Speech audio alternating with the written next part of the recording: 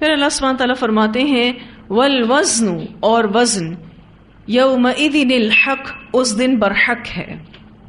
والوزن یومئذ، اور وزن اس دن یعنی قیامت کے دن اعمال کا تلنا، الحق، برحق ہے،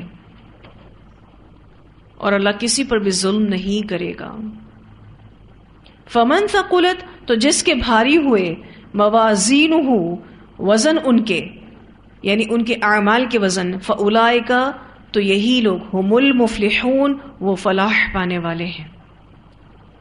ومن خفت، اور جس کے ہلکے ہو گئے، موازینہ، وزن ان کے یعنی اعمال کے، فاولئک الذین، تو یہی وہ لوگ ہیں، خسروا، جنہوں نے نقصان میں ڈالا، انفسہم، اپنے نفسوں کو، بما، بوجہ اس کے جو، کانو، تھے وہ، بآیاتنا، ہماری آیات کے ساتھ، یظلمون، ظلم کرتے. بہت اہم آیات، آیت نمبر 8 اور آیت نمبر 9. پہلی بات جو اس آیت میں ہو رہی ہے کہ اس دن وزن حق ہے. الوزن کا جو لفظ ہے اس کا معنی ہوتا ہے کسی چیز کی مقدار کو تولنا، اور آگے میزان کا لفظ بھی آ رہا ہے. وزن اور میزان کے معنی میں کیا فرق ہے؟ وزن کا معنی کسی چیز کی مقدار کی معرفت حاصل کرنا، اور عرف عام میں یعنی عام معنوں میں ترازو سے کسی چیز کے تولنے کو وزن کرنا کہتے ہیں. آپ ترازو سے کسی بھی چیز کو تولتے ہیں تو آپ کیا کہتے ہیں؟ میں وزن کر رہی ہوں. جس آلے کے ساتھ چیزوں کا وزن کیا جاتا ہے اس کو میزان کہتے ہیں. ٹھیک ہے، وزن کسے کہتے ہیں؟ کسی چیز کی مقدار کو تولنا، یا پھر کسی چیز کی مقدار کی معرفت حاصل کرنا. اور اگر آپ یوں کہیں وزن کرنا، تو آپ کسی بھی چیز کو تول رہے ہوتے ہیں تو آپ کہتے ہیں میں وزن کر رہی ہوں.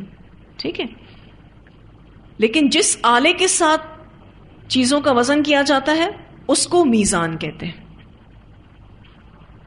مفسرین کہتے ہیں والوزن یومئذ الحق، ایک معنی یہ ہے کہ کل قیامت کے دن وزن صرف اور صرف حق کا ہوگا. کل قیامت کے دن وزن صرف اور صرف حق کا ہوگا، باطل کا کوئی وزن نہیں ہوگا.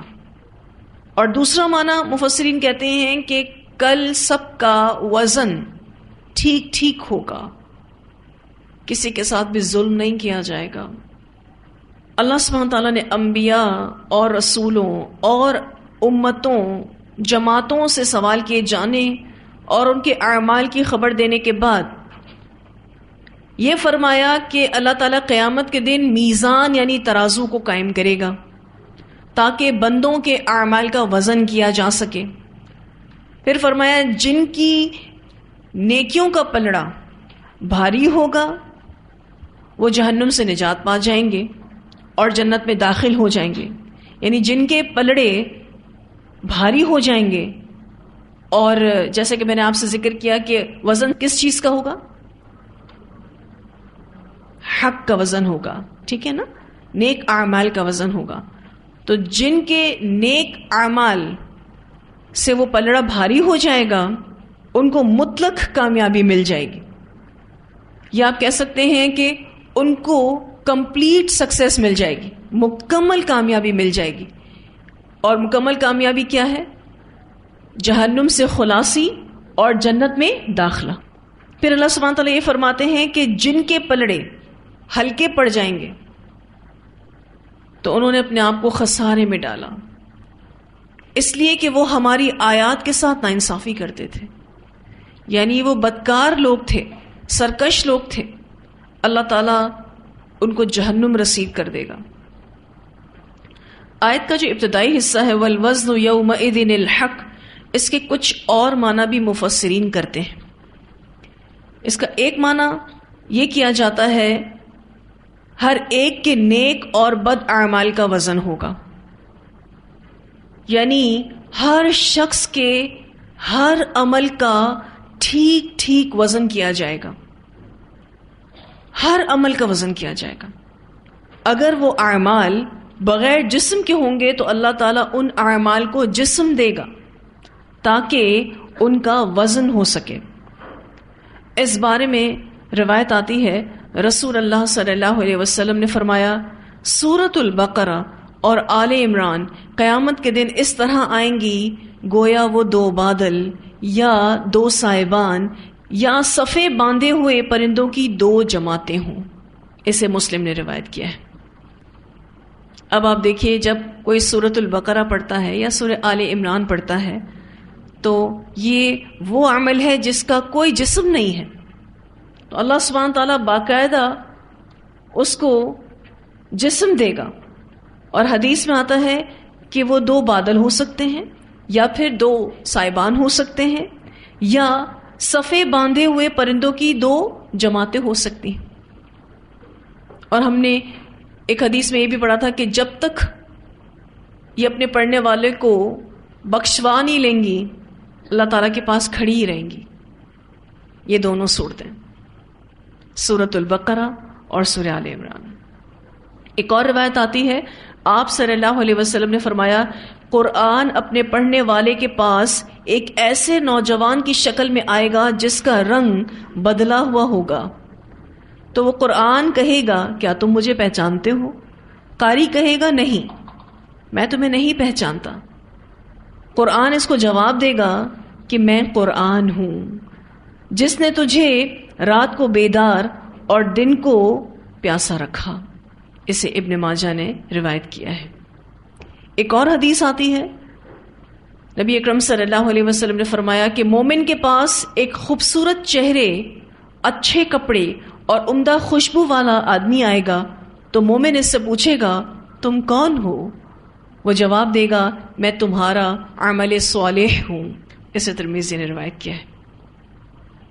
قبر کے بیان میں یہ طویل حدیث ہے جس کا ایک چھوٹا سا ٹکڑا ہے یہ کہ جس میں مومن کے پاس اس کا نیک عمل کس شکل میں آئے گا؟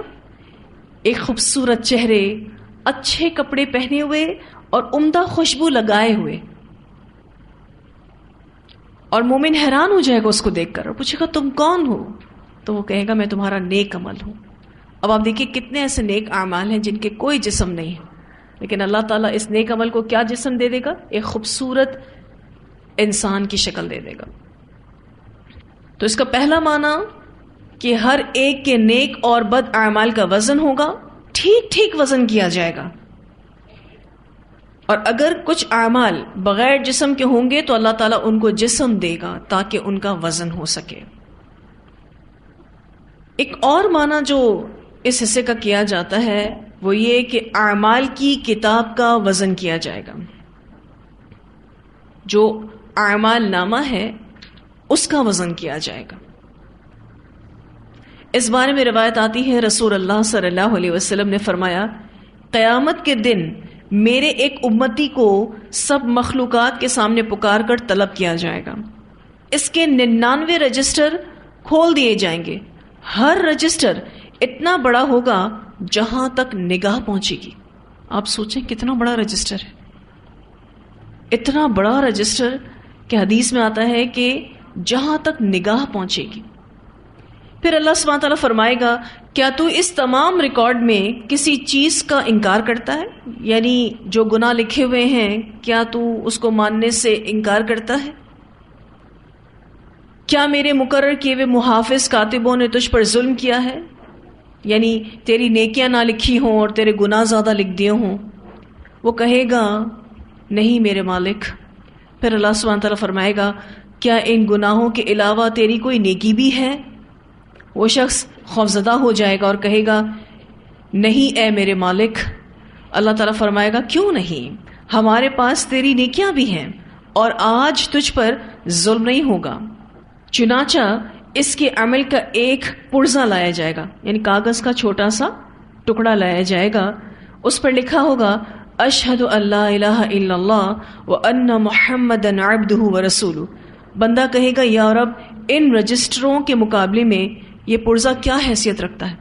پیس آف پیپر جس پہ کیا لکھا ہے اشہد ان لا الہ الا اللہ وان محمدا عبدہ ورسولہ۔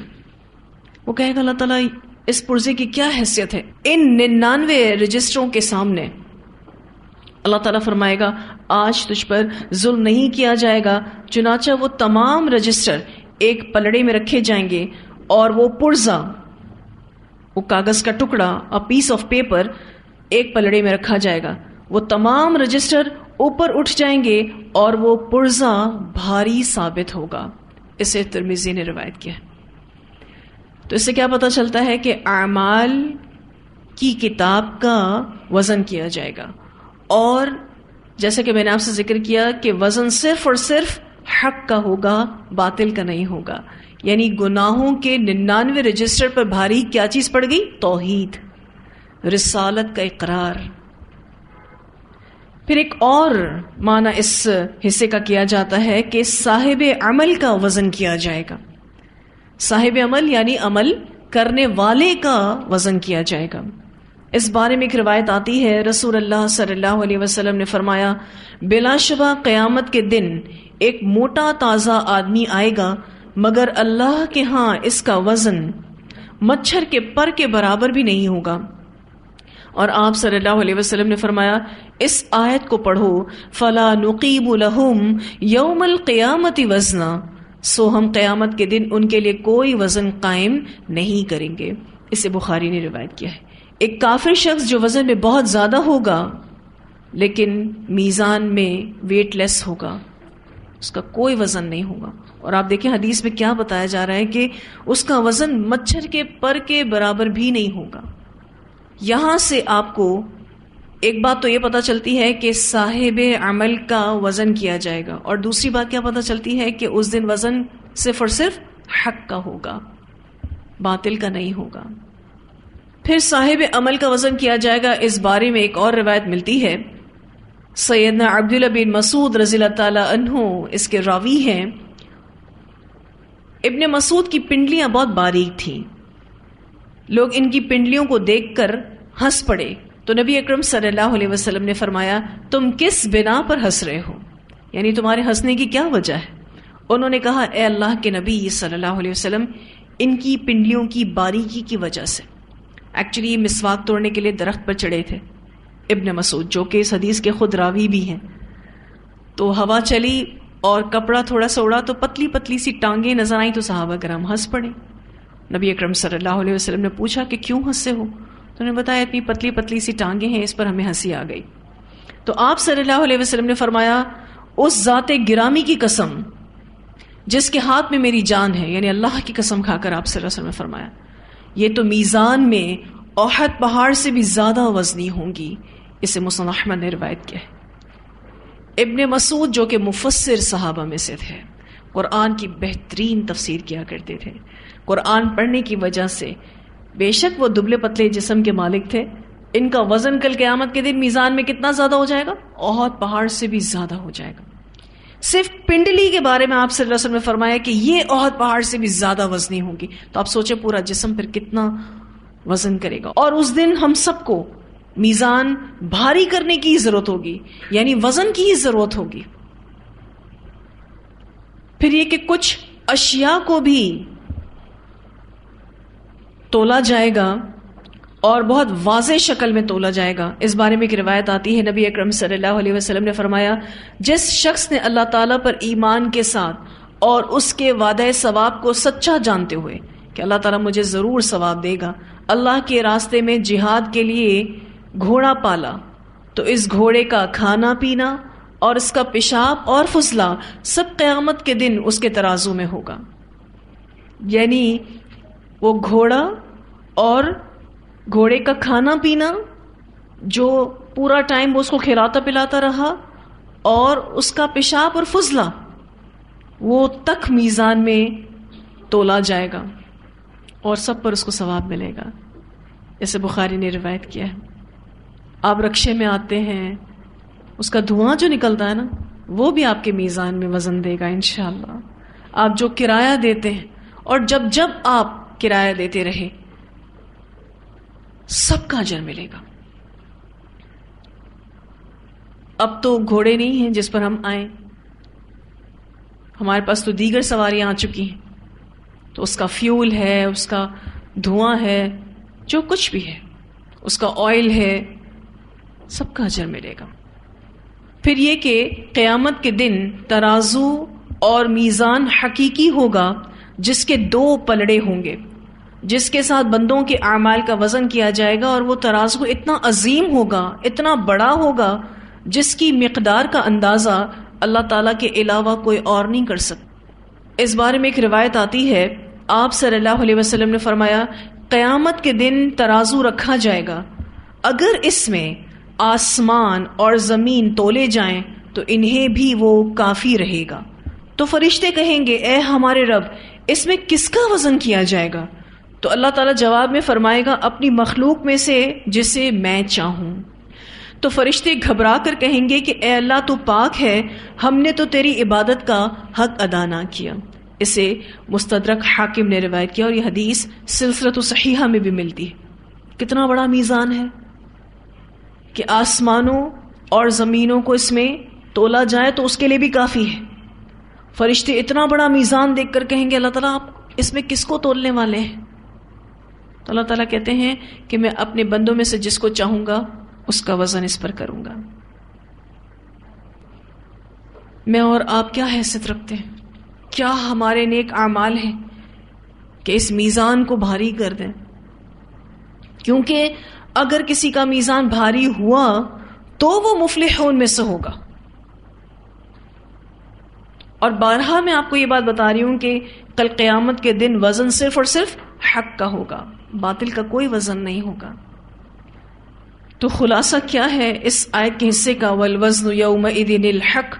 پہلی بات کہ کل قیامت کے دن وزن صرف حق کا ہوگا، باطل کا کوئی وزن نہیں ہوگا۔ پھر یہ کہ اعمال تولے جائیں گے، اگر وہ بغیر جسم کے بھی ہوئے تو اللہ ان اعمال کو جسم عطا کرے گا۔ پھر یہ کہ اعمال کے صحیفے بھی تولے جائیں گے، یعنی اعمال نامے کا بھی وزن کیا جائے گا۔ پھر یہ کہ عمل کرنے والے کو بھی تولا جائے گا، یعنی صاحب عمل کا وزن بھی کیا جائے گا۔ اب ہم سب نے اس بات پر غور کرنا ہے کہ میزان میں بھاری اور وزنی اعمال کون سے ہیں، تاکہ ہم اس کو کریں اور اللہ تعالیٰ ہمارے میزان کو بھاری کر دے۔ سب سے پہلی چیز توحید اور رسالت کی گواہی۔ اور میں نے ابھی آپ کو ایک حدیث بیان کی کہ جس میں ایک چھوٹی سی پرچی جس پر توحید اور رسالت کا اقرار تھا، وہ 99 گناہوں کے رجسٹر پر بھاری ہو جائے گی۔ پھر یہ کہ ایک اور روایت آتی ہے اس بارے میں، نبی اکرم صلی اللہ علیہ وسلم نے سیدنا نوح علیہ السلام کی اپنے بیٹوں کو نصیحت کے الفاظ ذکر کرتے ہوئے فرمایا۔ حضرت نوح علیہ السلام نے اپنے بیٹوں کو نصیحت کی تھی، وہ الفاظ نبی اکرم صلی اللہ علیہ وسلم بتاتے ہیں۔ نوح علیہ السلام نے کہا تھا اپنے بیٹوں سے کہ اے میرے بیٹوں، میں تمہیں توحید اختیار کرنے کا حکم دیتا ہوں، اس لیے کہ اگر میزان کے ایک پلڑے میں آسمانوں، زمین اور جو کچھ ان دونوں میں ہے رکھا جائے، اور دوسرے پلڑے میں لا الہ الا اللہ کو رکھا جائے، تو لا الہ الا اللہ والا پلڑا بھاری ہو جائے گا۔ اسے مسند احمد نے روایت کیا ہے۔ اس حدیث سے کیا پتہ چلتا ہے کہ توحید سے آپ میزان میں بھاری ہو سکتے ہیں۔ رسول اللہ صلی اللہ علیہ وسلم کی رسالت کا اقرار کر کے آپ میزان میں بھاری ہو سکتے ہیں۔ پھر یہ کہ اللہ تعالیٰ کے کچھ محبوب کلمات ہیں جس کا ذکر حدیث میں ملتا ہے کہ یہ کلمات میزان میں بہت بھاری ہیں۔ نبی اکرم صلی اللہ علیہ وسلم نے فرمایا 2 کلمے رحمان کو بہت پسند اور زبان پر بہت ہلکے اور میزان میں بہت وزنی ہیں، اور وہ کلمے یہ ہیں سبحان اللہ و بحمدہ سبحان اللہ العظیم۔ اسے بخاری اور مسلم نے روایت کیا ہے۔ وہ آپ دیکھیے تو کتنا آسان ہے اس کو پڑھنا، سبحان اللہ و بحمدہ سبحان اللہ العظیم، یعنی سیکنڈز پر مبنی عمل، لیکن میزان میں کتنا بھاری، اور اللہ تعالیٰ کے موسٹ فیوریٹ ہیں، اللہ تعالیٰ کو بہت پسند ہیں یہ کلمات۔ پھر اسی طرح سے صرف اور صرف الحمدللہ کہنا بھی میزان کو بھر دیتا ہے۔ اس بارے میں روایت آتی ہے رسول اللہ صلی اللہ علیہ وسلم نے فرمایا صفائی نصف ایمان ہے اور الحمدللہ میزان کو بھر دیتا ہے۔ اسے مسلم نے روایت کیا ہے۔ صفائی کو کیا کہا گیا؟ نصف ایمان۔ یعنی آپ کا آدھا ایمان تبھی مکمل ہو جاتا ہے جب آپ طہارت کا اہتمام کر لیتے ہیں، آپ صفائی پسند ہیں. اور پھر فرمایا کہ الحمدللہ میزان کو بھر دیتا ہے. جب آپ دل سے اللہ کا شکر ادا کرتے ہیں الحمدللہ، یہ میزان بھر جاتا ہے.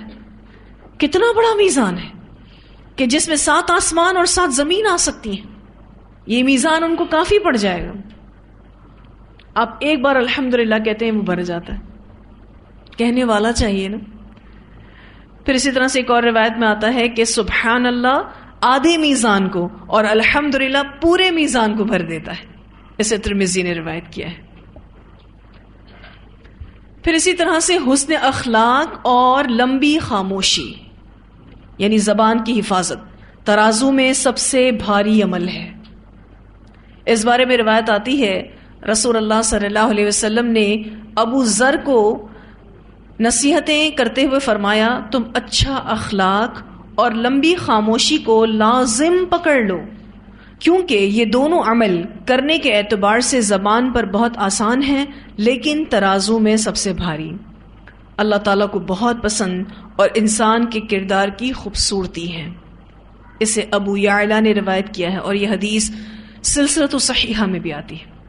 اب آپ دیکھیں تو اچھا اخلاق یعنی جب بولیں اچھا بولیں، یا پھر خاموش رہیں. لمبی خاموشی، لمبی خاموشی سے مراد یہ ہے کہ زبان کی حفاظت کرنا. زبان کی حفاظت میں آپ کوئی برے کلمات نہ نکالیں، بولنے کے ٹائم پر بولیں اور خاموش رہنے کے ٹائم پر خاموش رہیں. آپ صلی اللہ علیہ وسلم اس حدیث میں فرما رہے ہیں کہ یہ دونوں عمل کرنے کے اعتبار سے زبان پر بہت آسان ہے. چپ رہنا آسان ہے نا، بولنے میں انرجی لگتی ہے، چپ رہنے میں تو آسانی ہے. اچھا اخلاق بھی زبان پر آسان ہے، گو کہ ہمیں مشکل لگتا ہے.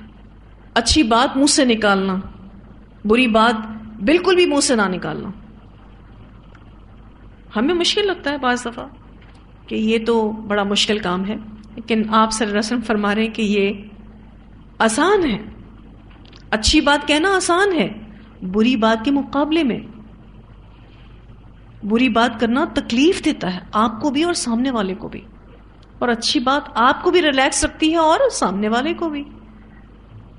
پھر آپ دیکھیے کہ آخر میں جو بات ہو رہی ہے وہ یہ کہ اللہ تعالیٰ کو بہت پسند ہے اچھا اخلاق اور لمبی خاموشی اور انسان کے کردار کی خوبصورتی ہے،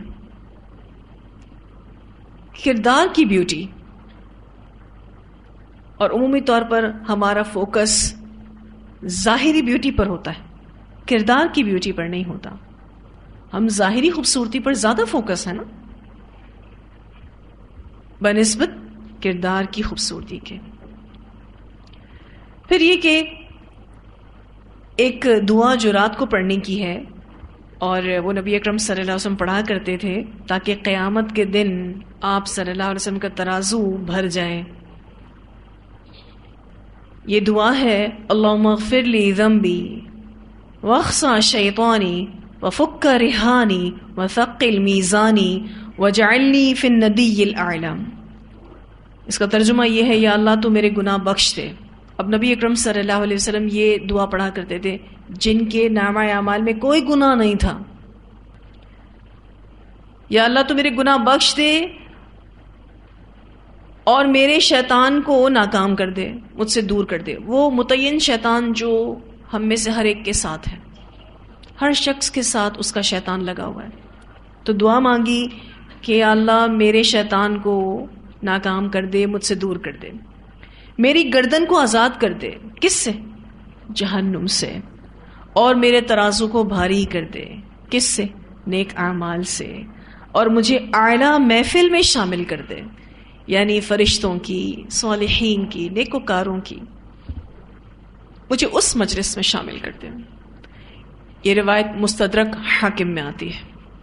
یہ دعا اگر ہم روزانہ رات کو پڑھ کر سو جائیں تو انشاءاللہ جب کل قیامت کے دن اٹھیں گے تو اس دعا کو پڑھنے کی وجہ سے ترازو بھاری ہو جائے گا، کیونکہ اس میں باقاعدہ ترازو کو بھاری ہونے کی دعا کی گئی کہ اللہ تو میرا ترازو بھاری کر دے. وثقل میزانی. پھر یہ کہ اور بہت سے اعمال جن کے بارے میں احادیث آتی ہیں کہ اللہ کے راستے میں گھوڑا پالنا اور وقف کرنا میزان میں بھاری کرتا ہے. پھر اسی طرح سے مسلمان کے جنازے اور تدفین میں شامل ہونا، یہ بھی ایسا عمل ہے جس سے میزان بھاری ہوتا ہے. پھر اسی طرح سے الحمدللہ، اللہ اکبر، لا الہ الا اللہ، سبحان اللہ کہنا بھی میزان کو بھاری کرتا ہے.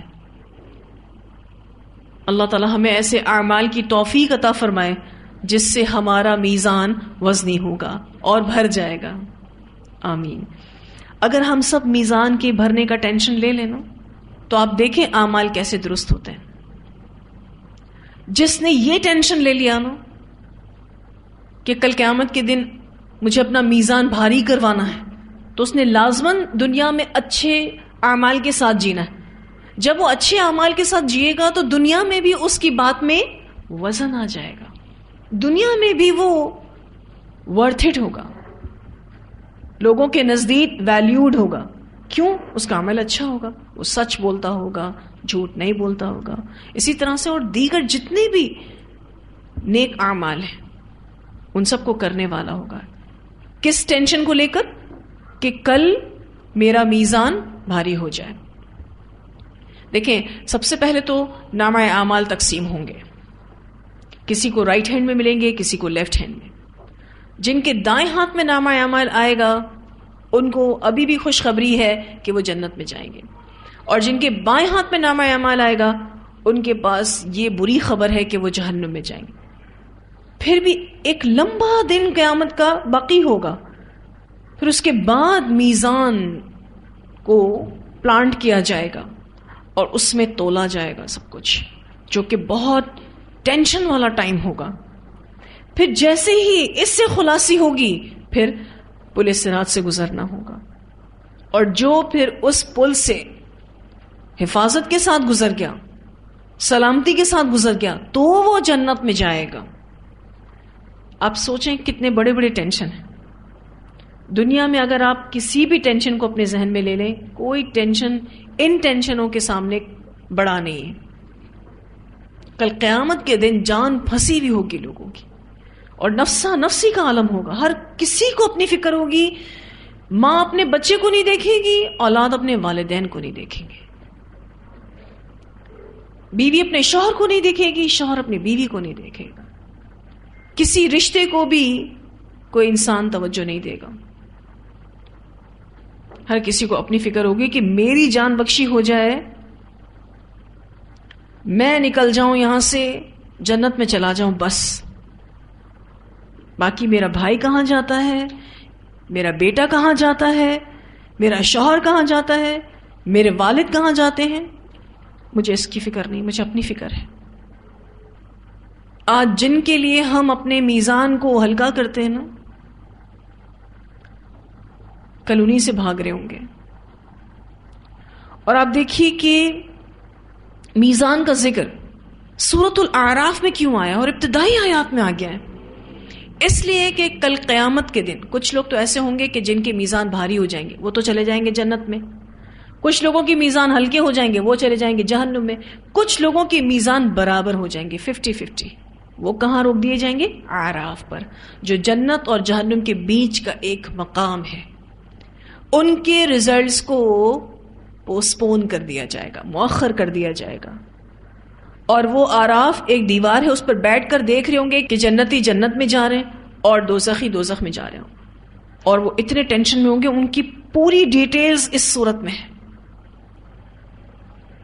یہاں سورہ اعراف میں میزان کا آنا بہت ہی بہترین مقام ہے. بس پلڑا بھاری ہونا چاہیے. اگر 51% نیکیاں ہو گئی اور 49% برائیاں ہوئی تو بھی جنت میں چلے جائیں گے. بس پلڑا بھاری ہونا چاہیے. اتنا بڑا میزان ہے. آج تو میں یہی سوچ رہی تھی جب ان آیتوں کی میں تیاری کر رہی تھی کہ یا اللہ، ہمارے جسم، ہمارے اعمال کتنے حقیر ہیں، کیسے میزان میں ہم بھاری ہوں گے. اتنی ٹینشن ہو رہی تھی مجھے کہ اللہ تعالیٰ نے تو سیدھے سیدھے 2 رزلٹس بتا دیے. فمن ثقلت موازینہ فاولئک هم المفلحون ومن خفت موازینہ فاولئک الذین خسروا انفسهم بما كانوا بآیاتنا یظلمون. 2 رزلٹس بتا دیے اللہ تعالیٰ نے. قرآن پاک میں دیگر مقام پر بھی موازین کا ذکر آتا ہے. اللہ سبحانہ تعالیٰ سورۃ القاریہ آیت نمبر 6 سے 9 میں فرماتے ہیں فَأَمَّا مَنْ ثَقُلَتْ مَوَازِينُهُ فَهُوَ فِي عِيشَةٍ رَاضِيَةٍ وَأَمَّا مَنْ خَفَّتْ مَوَازِينُهُ فَأُمُّهُ هَاوِيَةٌ. لیکن وہ شخص جس کے پلڑے بھاری ہو گئے تو وہ خوشی کی زندگی میں ہوگا, عیش پسند زندگی میں ہوگا, لگژریس لائف میں ہوگا. اور جس کے پلڑے ہلکے ہو گئے تو اس کی ماں ہاویہ ہے. جانتے ہیں ہاویہ کیا ہے؟ ایک ایسی آگ جس کو بھڑکایا گیا ہے. سورۃ المؤمنون آیت نمبر 102 سے لے کر 104 میں اللہ سبحانہ تعالیٰ فرماتے ہیں فَمَنْ ثَقُلَتْ مَوَازِينُهُ فَأُولَئِكَ هُمُ الْمُفْلِحُونَ وَمَنْ خَفَّتْ مَوَازِينُهُ فَأُولَئِكَ الَّذِينَ خَسِرُوا أَنفُسَهُمْ فِي جَهَنَّمَ خَالِدُونَ تَلْفَحُ وُجُوهَهُمُ النَّارُ وَهُمْ فِيهَا كَالِحُونَ.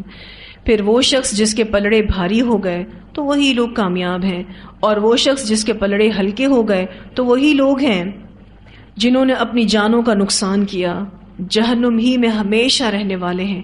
ان کے چہروں کو آگ جھلسائے گی اور وہ اس میں تیوڑی چڑھانے والے ہوں گے, یعنی ماتھے میں بل آ جائیں گے.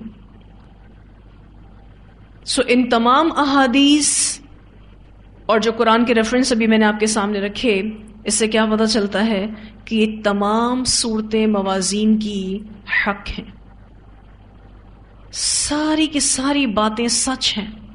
کبھی اعمال کا وزن کیا جائے گا, کبھی اعمال نامے کا وزن کیا جائے گا, کبھی صاحب عمل کا وزن کیا جائے گا, اور پھر یہ کہ چیزوں اور اعمال کی حقیقتوں کو بھی تولا جائے گا.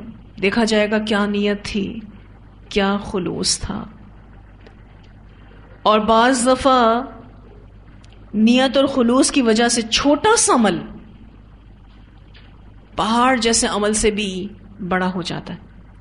ہوتا چھوٹا عمل ہے لیکن اس میں اتنا خلوص ہوتا ہے, نیت کتنی سچائی ہوتی ہے کہ وہ عمل ہائی رینکس پر چلا جاتا ہے.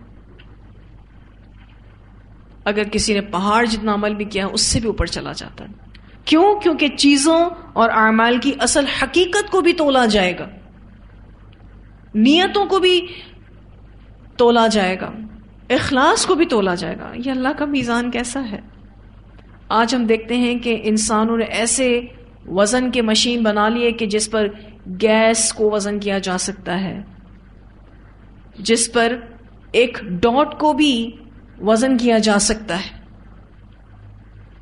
تو اللہ سبحانہ تعالیٰ نے پھر سوچیں کیسا میزان تیار کر کے رکھا ہوگا کہ جو ہماری نیت اور ہمارے خلوص کو بھی جانچ لے گا. ایک روایت میں آتا ہے کہ اس میزان پر وزن کرنے والے جبرائیل امین ہوں گے. امام بخاری رحمہ اللہ نے التاریخ الکبیر میں, یعقوب بن سفیان نے اپنے فوائد میں, اور ابو شیخ نے کتاب السنہ میں حضرت حذیفہ بن یمان رضی اللہ تعالی عنہما سے موقوفاً روایت کیا ہے کہ قیامت کے دن میزان کے ذمہ دار حضرت جبرائیل علیہ السلام ہوں گے. بعض علماء فرماتے ہیں کہ حضرت جبرائیل علیہ السلام دنیا میں میزان یعنی شریعت کو لانے والے ہیں, اس لیے اس پر عمل کی کیفیت کے اظہار کے لیے قیامت کے دن وہ میزان بھی ان کے سپرد کی جائے گی. کیوں دیا جائے گا جبرائیل امین کو یہ میزان؟ کیونکہ وہ دنیا میں میزان شریعت کو لانے والے ہیں, اس لیے اس پر عمل کی کیفیت کے اظہار کے لیے قیامت کے دن وہ بھی میزان ان کے سپرد کر دیا جائے گا. یعنی میزان بھی سب سے بڑا اور تولنے کے لیے فرشتہ بھی سب سے بڑا, جو فرشتوں کا سردار ہے. ایک تو میزان کوئی غلطی نہیں کرے گا, پھر اوپر سے فرشتے جو کہ ایسی مخلوق ہیں بالکل روبوٹک ہیں, کوئی مسٹیک نہیں کرتے. اللہ سبحانہ تعالیٰ سے دعا ہے کہ اللہ ہمیں ایسی توفیق دے کہ ہم ان اعمال کو کرنے والے ہوں جس سے میزان بھاری ہوتے ہیں۔ پھر اللہ سبحانہ تعالیٰ فرماتے ہیں وَلَقَدْ اور البتہ تحقیق مَكَّنَّاكُمْ بسایا ہم نے تم کو فی الارض زمین میں۔ مَكَّنَّاكُمْ کم سے مراد پہلے مخاطب قریش مکہ ہیں اور دوسرا خطاب تمام انسانوں سے ہے۔ کم سے دو مرادیں ہیں، ایک قریش مکہ اور دوسری مراد تمام انسان۔ اسی وجہ سے فی الارض کی بھی دو مرادیں ہو جائیں گی۔ اگر قریش مکہ مراد لیں تو فی الارض سے مراد مکہ کی زمین، اور اگر تمام انسان مراد لیں تو فی الارض سے مراد تمام زمین، ساری زمین۔ تو اللہ سبحانہ تعالیٰ فرماتے ہیں اور البتہ تحقیق بسایا ہم نے تم کو، یعنی قریش مکہ کو یا پھر تمام انسانوں کو، فی الارض زمین میں، یعنی مکہ کی زمین میں یا پھر ساری زمین میں۔ وجعلنا اور بنائے ہم نے لکم تمہارے لیے فیہا اس میں معائش زندگی کے سامان۔ اللہ نے تمہیں بھرپور نعمتوں سے نوازا۔ مکہ والوں کے لیے معائش یہ تھی کہ جنگل بیاباں میں، صحرا میں اللہ نے رزق پہنچا دیا۔ آپ یوں سمجھ لیں کہ مکہ میں کچھ نہیں اگتا تھا، لیکن اللہ سبحانہ تعالیٰ نے کس طرح سے وہاں پر رزق پہنچانے کی تدبیر کی ہوئی ہے۔ اللہ سبحانہ تعالیٰ یہاں اپنی نعمتوں کا اظہار کر رہے ہیں، اپنی نعمتوں کو یاد دلا رہے ہیں کہ یاد کرو اللہ کی نعمتوں کو۔ اللہ تعالیٰ نے تمہیں کس طریقے سے سیٹل کیا، کس طرح سے تمہیں بسایا۔ قلیلا ما تشکرون کتنا کم تم شکر ادا کرتے ہو۔ اہل مکہ کی ناشکری کیا تھی؟ ایک تو وہ توحید کا انکار کرتے تھے، دوسرا وہ پیغمبر کا انکار کرتے تھے، تیسرا وہ آخرت کا انکار کرتے تھے۔ یوں سمجھ لیجئے کہ ان کا انکار ان کی ناشکری ہے۔ اللہ سبحانہ تعالیٰ فرماتے ہیں ان نعمتوں کو پا کر تم بہت کم شکر ادا کرتے ہو۔ انہوں نے توحید کا انکار کیا، انہوں نے رسالت کا انکار کیا، رسول اللہ صلی اللہ علیہ وسلم کو بھی تو جھٹلا دیا، اور یہ آخرت کے بھی منکر تھے، بہت ناشکرے تھے۔ تو نعمتوں کو یاد کروانا فائدہ دے سکتا ہے کہ انسان شکر گزار ہو جائے۔ جب انسان صحیح معنوں میں اللہ کی نعمتوں کو یاد کرتا ہے تو ممکن ہے کہ وہ شکر ادا کرے گا، لیکن اگر کوئی اللہ کی نعمتوں کو مانے ہی نہ، اس کا انکار کرے، تو پھر وہ کہاں سے شکر ادا کرے گا۔ آج ہم تفسیر بس یہیں تک رکھیں گے۔ یہ جو رکوع ہم نے پڑھا ہے، اس کا خلاصہ یہ ہے کہ سب سے پہلے قرآن کی بات ہوئی، پھر تباہ شدہ قوموں کا ذکر ہوا جو عربس کے آس پاس ہی ہوتی تھیں، یعنی ان کے آثار یہ دیکھا کرتے تھے۔ تو ان آثار کے ذریعے اور قرآن میں آیات کے ذریعے ان کو ریمائنڈر دیا گیا کہ جو بھی نافرمان ہوتا ہے اللہ اس کو ہلاک کر دیتا ہے۔ تو تباہ شدہ قوموں کا ذکر کیا گیا جو عربوں کے آس پاس آباد تھیں۔ پھر قیامت کا ذکر کیا گیا، اس کا پورا نقشہ کھینچا گیا۔ قیامت کا ذکر کیوں؟ کیونکہ مکہ والے آخرت کے منکر تھے۔ پھر دو انجام بتائے گئے، ایک مفلحون کا اور ایک خاسرون کا۔ پھر اللہ سبحانہ تعالیٰ آخر میں اپنی نعمتوں کا ذکر کر رہے ہیں تاکہ لوگوں کا عمل کی طرف دھیان بڑھے۔ ایک غور طلب نقطہ اگر آپ دیکھیں کہ آیت نمبر 3 میں اللہ تعالیٰ فرماتے ہیں قلیلا ما تذکرون، اور اس آیت نمبر 10 کے آخر میں اللہ تعالیٰ فرماتے ہیں قلیلا ما تشکرون۔ کیا پتہ چلتا ہے کہ نصیحت پکڑنے والے اور شکر کرنے والے کم ہی ہوتے ہیں۔ اللہ تعالیٰ ہمیں ان میں شامل کرے کہ ہم اللہ کے احکامات سے نصیحت پکڑنے والے ہوں اور ہم اللہ کی نعمتوں کا بھرپور شکر ادا کرنے والے ہوں، صحیح معنوں میں اس کی نعمتوں کا استعمال کرنے والے ہوں۔ اتنی آیات کی تلاوت سنتے ہیں۔ اعوذ باللہ من الشیطان الرجیم، بسم اللہ الرحمن الرحیم،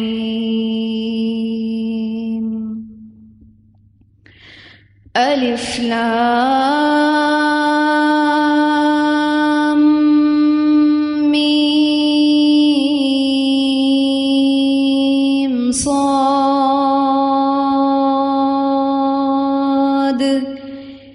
کتاب انزل الیک فلا یکن فی صدرک حرج منہ لتنذر به وذکرى للمؤمنین،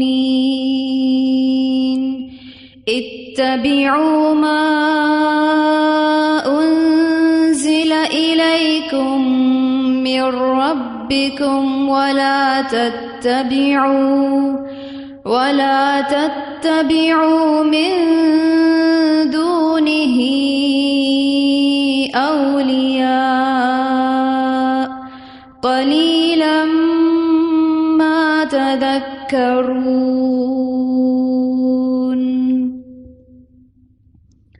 وَكَم مِّن قَرْيَةٍ أَهْلَكْنَاهَا فَجَاءَهَا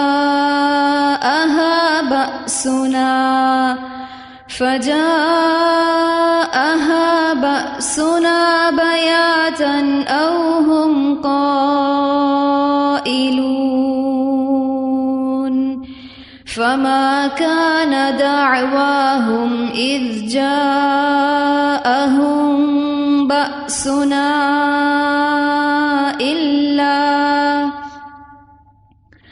إِلَّا أَن قَالُوا إِنَّا كُنَّا ظَالِمِينَ، فَلَنَسْأَلَنَّ الَّذِينَ أُرْسِلَ إِلَيْهِمْ وَلَنَسْأَلَنَّ الْمُرْسَلِينَ،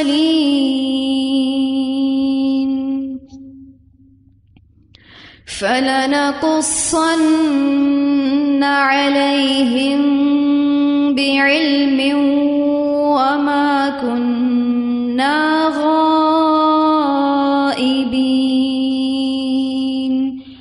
وَالْوَزْنُ يَوْمَئِذٍ الْحَقُّ، فَمَن ثَقُلَتْ مَوَازِينُهُ فَأُولَئِكَ هُمُ الْمُفْلِحُونَ، وَمَنْ خَفَّتْ مَوَازِينُهُ فَأُولَئِكَ الَّذِينَ خَسِرُوا أَنفُسَهُمْ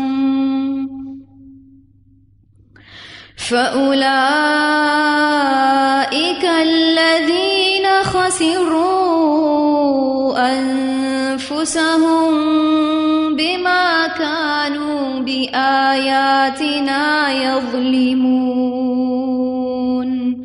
وَلَقَدْ مَكَّنَّاكُمْ فِي الْأَرْضِ وَجَعَلْنَا لَكُمْ فِيهَا مَعَايِشَ قَلِيلًا مَا تَشْكُرُونَ۔